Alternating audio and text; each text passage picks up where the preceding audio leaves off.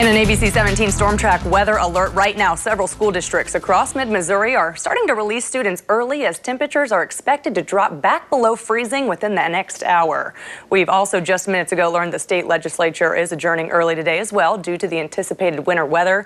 We have team coverage on this weather event today with crews live in Columbia and Jefferson City monitoring conditions that could quickly turn dangerous. We're going to check in with them for an update on the challenges road crews are dealing with right now. But first, we need to get right to ABC 17 storm track meteorologist Aaron Morrison, who is tracking the changes. And Aaron, temperatures are going to drop fast. Yeah, that's right, Kelsey. In fact, right here in the city of Columbia, temperatures have dropped 10 to 15 degrees within the past 30 minutes. And you can see very wide temperature swings across mid-Missouri. 29 right now in Brunswick, all the way down into the upper 50s as you work your way across southeastern mid-Missouri. So that's that well-advertised cold front that's tracking through mid-Missouri and is bringing with it the potential for some rain showers. You can see a live look at our ABC 17 storm track Doppler radar for most of the activity beginning to work its way into mid-Missouri, beginning to see a little bit in the way of some mixed precip working its way into Saline County, all the way up into portions of Macon County. Elsewhere, we're really just dealing with a little bit in the way of some light rain showers that's still working their way through mid-Missouri. So as we continue to work our way through the afternoon hours, future track showing that rain continues to exit off to the southeast. And what we're going to see build in on the backside of it is a dry slot. That dry slot's really going to evaporate most of the moisture that we're going to see in mid-Missouri. So we could see just a little bit in the way of some freezing drizzle on the backside of that, but most of that activity does exit off to the north and bypasses mid-Missouri. Biggest impacts for us here is going to be what we do see through the afternoon hours, and what we have already seen in the form of rain will flash freeze as we head through the next several hours as temperatures rapidly drop into the 30s. So you can see right now, here's those rain, that system working its way through mid-Missouri. There's all that moisture working its way off to the north, and that's with that cold front that's pulling through the region. On the backside of it, we've got significantly cold air filtering into mid-Missouri, and that's why we're going to see the chance for some flash freezing. Take a look at temperatures through the next several hours. 35 degrees at 1 p.m. on our way into the 20s as you head into the evening commute. With that rapid drop in temperatures, that's where you're going to see that glaze of ice develop on the roadways. Of course, a few snow flurries can't be ruled out as we head into the evening hours. So if you are going to be out on the roadways when it comes to the evening hours, some things you want to keep in mind with the potential for some flash freezing. You want to make sure that your tires are fine. You want to make sure you have a good amount of tread on your tires as you head out on the roadways. Of course, you want to stay clear of your controls. Do not do cruise control at all, because that maintains the same speed on your vehicle, and you want to make sure that you slow down. And if you do begin to skid, let your foot off of the accelerator and turn into the where you are skidding, as that will help you save the potential from having a wreck. Of course, we are up under that winter weather advisory until 6 p.m. for northeastern mid-Missouri, until midnight for everyone else. And then as we head into the next several days, we are going to see those temperatures stay below freezing until we head into the middle of next week. I'll break all of that down for you coming up in my next full forecast. And this afternoon, we're checking in with local road crews in Columbia and Jefferson City who are ready to respond as those temperatures start to plummet. Our team coverage continues with ABC 17's Deborah Kendrick, who joins us live at Boone County Public Works. And Deborah, crews tell you that they are just now starting to go out and treat those roads. Yeah, Kelsey, actually right now you can see there's about 2 plows here that are ready to probably roll out whenever they get the go-ahead. But I can tell you it's extremely, the temperature has extremely dropped, and that is the concern, of course, for this ice that we could possibly be expecting today. Now, Boone County Public Works is actually one of the few, in comparison to Columbia Public Works, they're actually going to start pre-treating these roads right now, even though a lot of the areas is still wet due to the rain that we got earlier this morning. They say they would rather be more overly prepared and continuously doing it to make sure they can try to get all the roads they can, even if that means that they have to continuously keep doing that pretty frequently. Now, they are very encouraged, however, by the fact that a lot of schools in the area have decided to either let school out early or possibly let or cancel school even. So they say that that is probably the best thing that the Boone County and Columbia can possibly do, is to just make sure that drivers, that everyone just stay off the roads. And especially if you live on a secondary route or in a residential area, likely that area won't be getting treated as fast. So that's the main and that's most important thing for them. Columbia Public Works says that they are monitoring the conditions, but as of right now, they are not pre-treating the roads. Of course, as soon as we get any updates on if they do start to pre-treat roads any earlier, we'll let you know. Reporting live here in Boone County, Deborah Kendrick, ABC 17 News. Deborah, thank you. And we also have crews in Jefferson City right now keeping an eye on current conditions and also how the city is responding. Let's go ahead and send things out now live to ABC 17's Sarah Massler-Donar for a look at the situation in the capital city. And Sarah, what are crews doing there to keep drivers safe today?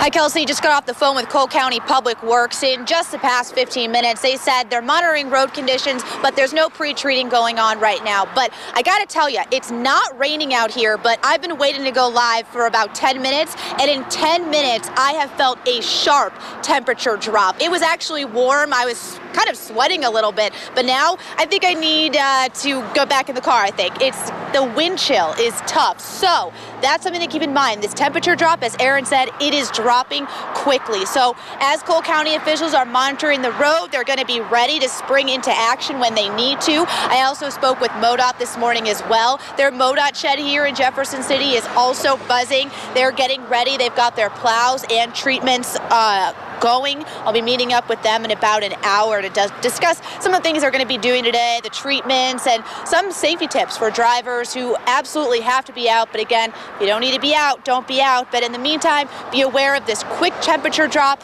It was sunny in Jefferson City not 5 minutes ago. Now that blue sky is going away, the clouds are coming in, it's getting dark, it's getting cold. So these roads will still be wet. They're not going to dry.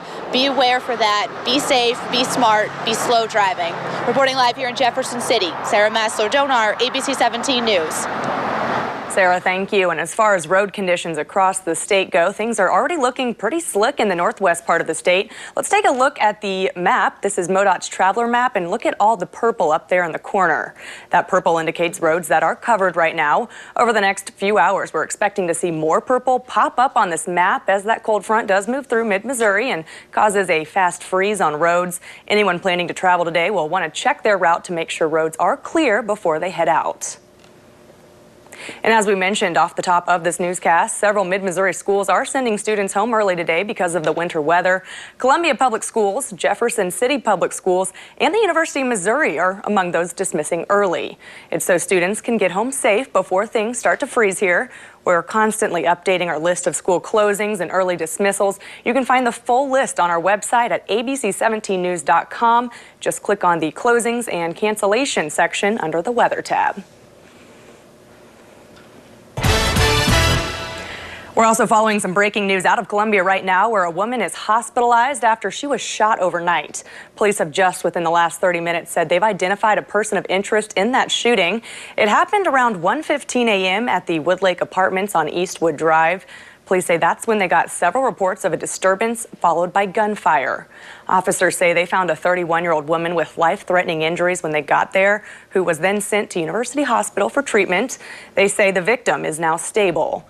Police say they are working to sort out exactly what happened before the shooting. They didn't say who the person of interest was or if they have that person in custody. This afternoon, state leaders are reacting to revelations of Governor Eric Greitens' affair and reports that he blackmailed the woman involved. Just within the last few hours, several Republican Senate leaders released a joint statement on the situation saying, quote, "We find these serious allegations shocking and concerning." House leaders also released a similar statement.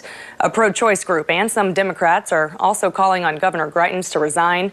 We told you the governor's lawyer confirms Greitens had an affair with his former hairdresser before he took office in 2015. KMOV reports audio recordings suggest the governor also took a nude picture of the woman and then threatened to release it if she told anyone. The Greitens family attorney denies that claim. The governor's wife issued a statement last night saying, quote, "We have a loving marriage and an awesome family. Anything beyond that is between us and God." You can read more reactions and details on what the governor is acknowledging on our website at abc17news.com. This afternoon, Waffle House is responding after it was named in a wrongful death lawsuit for a recent Columbia homicide. The restaurant refused to comment on the suit itself, but says in part, quote, "We are investigating the matter and are fully cooperating with the local authorities in their efforts to determine the facts of what occurred. We will continue to work hard to ensure we provide a safe and enjoyable experience for all of our customers." We told you last night Anthony Warren's children filed the lawsuit against Waffle House and the security guard who shot him. Warren was killed on New Year's Day at the Vandiver Waffle House. Court documents say the guard who shot him feared for his life after a fight broke out there with a gun. The lawsuit alleged the guard shot recklessly that night and says he was working for Waffle House at the time. And we've confirmed the security guard that did shoot and kill Warren is still employed. The president of the private security firm Signal 88 says the guard is still with the company, but is not currently working. He also isn't formally charged with anything. The president of Signal 88 says they are cooperating with the Columbia Police Department's investigation. Meanwhile, Columbia police are still looking for a suspect charged with second-degree murder in Warren's death today. Police say this man, 29-year-old Matthew McMillan, was involved in that fight we told you about there. We did tell you that fight was reportedly what led to Warren's death. Court documents say McMillan did not shoot Warren, but say he did pull out a gun in the fight that led up to the shooting. McMillan is considered armed and dangerous.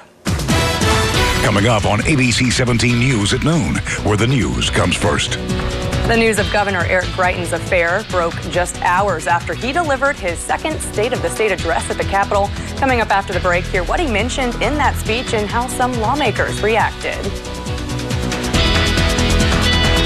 City at current road conditions there. ABC 17 News will have live weather cut-ins on KMIZ throughout the afternoon as we track these changing temperatures today.